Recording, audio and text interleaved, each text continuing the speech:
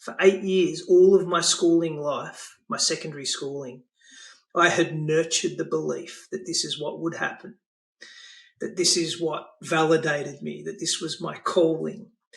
And anybody who ever asked, I was proud to confirm this is the direction my life would take. I had already written the story, Warwick, right? I just hadn't lived it.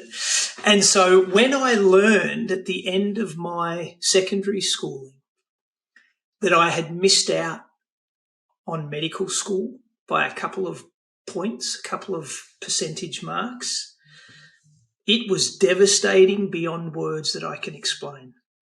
In fact, I met someone recently, a young girl who I was leading in our church youth group at the time. So she would have been 13 when this happened, and I was 18 when I learned that I would not become a doctor.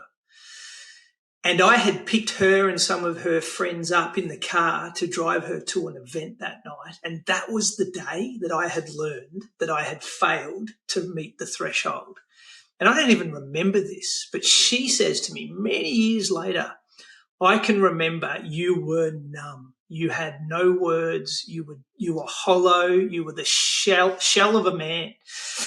And I don't even remember picking her up that night, but it was devastating. So you talk about crucibles. I think that was the shattering of a dream. And I kind of describe it as one of those mirror balls in a disco hall, dropping to the floor and just millions of pieces shattered all over the ground. And I'm thinking, I can't even fix this. I can't fix this. My identity has now fractured.